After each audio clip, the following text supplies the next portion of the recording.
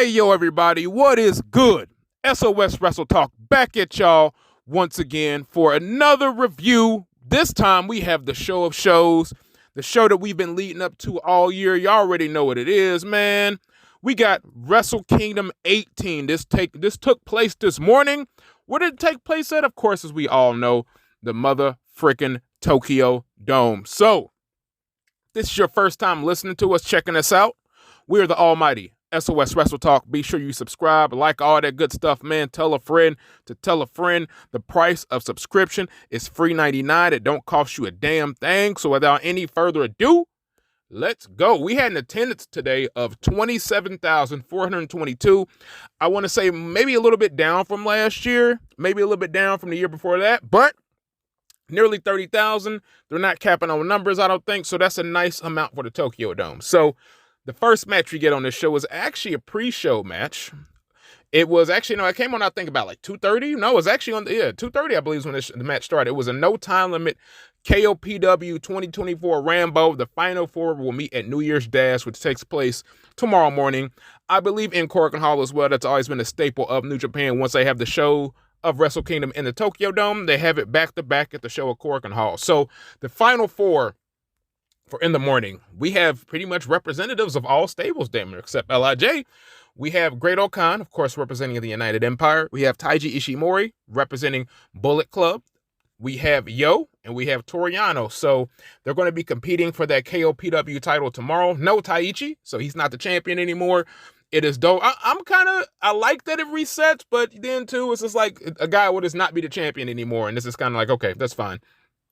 Decent Rambo. We had Takashi Iizuka appear in the Rumble as well, so I liked it. I thought it was fine. I thought this was a nice, decent way to start the show with the New Japan Rambo or Rumble, whatever you want to call it. So, moving on to our first title match here on the show for the IWGP Junior Heavyweight Tag Team titles. We had the team of Catch-22 taking on and defeating Bullet Club War Dogs, that being Clark Connors and Drilla Maloney. This match was super fast-paced, and it was very kind of unique in a way. I don't really see a whole lot of matches like this, especially in this junior heavyweight division. So we got Catch-22 getting the victory, retaining those tag team belts after they were able to win the Super Junior Tag League just past November.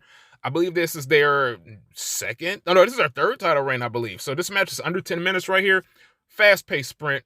I like all sorts of pro wrestling, and I definitely love fast-paced sprints because you have to keep your eye on all the action. You might miss something.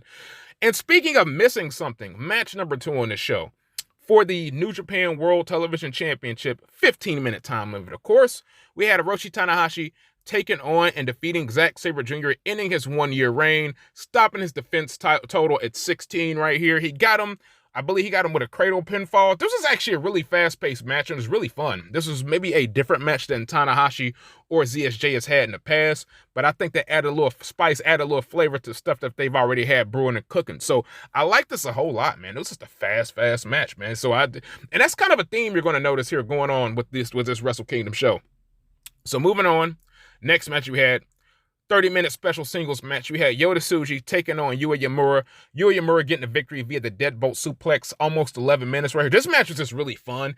I love Yota Tsuji's moveset. It's almost like he has no wasted motion. Whenever he's doing something, he's using it to inflict damage on his opponent. So that's something that I could appreciate. And Yuya Uemura, he was fighting the uphill battle in this match with Yota Tsuji being the guy with the most confidence coming in. He was able to snatch the victory right here and get his first decisive pinfall victory over Yota Tsuji right here. So commentators on the English side made some comparisons between YOSHI-HASHI and Okada back in the day. Well, hopefully we get 2 Okadas or, to something close to that. I'm not crapping on YOSHI-HASHI, but if you can have 2 Okadas as opposed to 2 YOSHI-HASHIs, I'm going to ask you, which one are you going to take? So, like I said, we got Yuya Uemura getting the victory right here. Deadbolt suplex, about 11 minutes. Really fun match, man. I have nothing to complain about that. So, next match we have the House of Torture, Evil and Ren Narita taking on Kaito, Kiyomiya, and Shota Umino right here. Shota Umino and Kaito Kiyomiya actually end up taking the L. I was thoroughly surprised by that. I think you want to keep the heat on Ren Narita. That's probably why the House of Torture team got the win right here. But that match thoroughly surprised me. I thought you were going to get some comeuppance for Shota Umino, but it was not the case. It was an enjoyable match. I think this would probably, for a lot of people, will be one of the more enjoyable House of Torture matches right here. So, yeah, just like I said, it was fun. It was fun. So, we got House of Torture winning this match.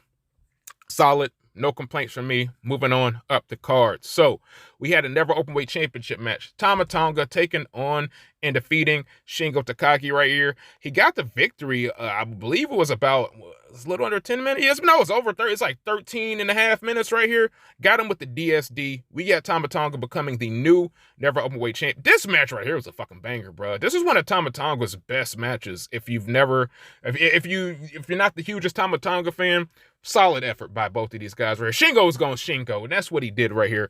Tama Tonga putting forth one of his best efforts. Shout out to Tama Tonga, the leader of the Gorillas of Destiny. So, moving on, in between the matches, we had an appearance by two guys I didn't think were going to show, especially one I didn't think was going to show up. Nick Nemeth, formerly known as Dolph Ziggler from WWE, and his brother Ryan Nemeth, who is actually the Hollywood hunk. He's not with AEW anymore. So both of these guys show up here, and they show up they show up in the VIP section. They show up right before the double tag team title match for the IWGP and the New Japan Strong Tag Team belts. So going ahead and this is funneling our way into that. We have, like I said, for those double tag team titles, Gorillas of Destiny, El Phantasmo, Hikuleo taking on and defeating Bishamon, Hirooki, Goto, and YOSHI-HASHI right here. I want to say they got the victory. It wasn't a 40-minute match like it was at the Super Junior Tag League. This match was under 10 minutes, which is surprising to me. It took the champs, the strong champs, under 10 minutes to go ahead and get the victory right here. Solid match. I felt like they definitely could have done more with given said time. But, considering this is Wrestle Kingdom, this is probably about the time they're going to get. I thought this was fine. This is a decent match right here. They got the victory with Thunderstruck 91. Like I said, a little under 10 minutes right here. And at this point, when I'm watching, I'm like, dude, this show's just going by fast, bro. It's just like matches over, matches over, matches over. Now, we come to the IWGP Junior Heavyweight Championship right here. We have El Desperado taking on and defeating Hiromu Takahashi right here. He got the victory. I want to say the time was that near 20 minutes? That was 15 minutes. So it was near 20 minutes. Got the victory with the Peniche Loco. Is the new IWGP Junior Heavyweight. I like this match. I really enjoyed this match, but aside from maybe the ending, this was I want to say greatest hits from El Desperado and Hiromu Takahashi, but it was the greatest hits. And that's fine. That's fine. You're going to play the best numbers. You're going to play the best songs. And that's what these two gentlemen did right here.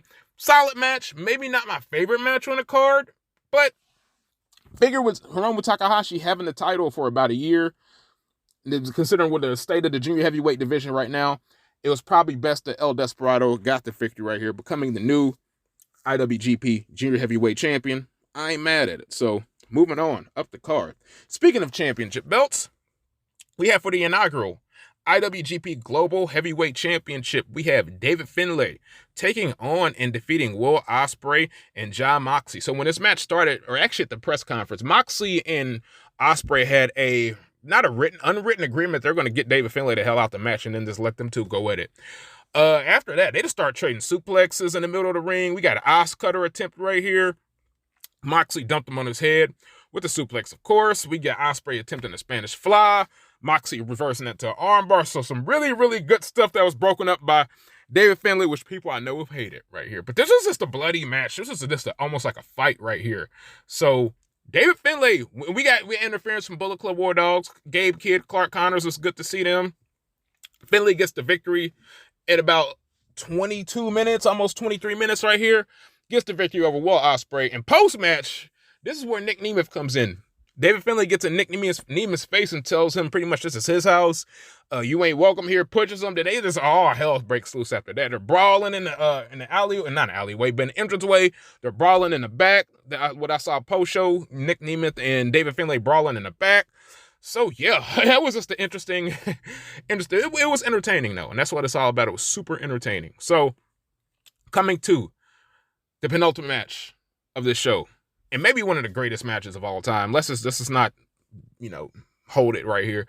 Kazuchika Okada taking on and defeating Bryan Danielson right here. One of the greatest matches of all time. He got the victory via the Rainmaker 23 minutes, almost 24 minutes right here. And these are two generational talents as far as it comes to pro wrestling. You're not probably going to find anybody better in the ring than either one of these two guys right here. And they proved it tonight. I can't really do it justice at all. You're going to have to go back and watch it yourself. But I will tell you this. This is one of the greatest wrestling matches I've ever seen in my life. Credit to both men. Yeah. Stupendous.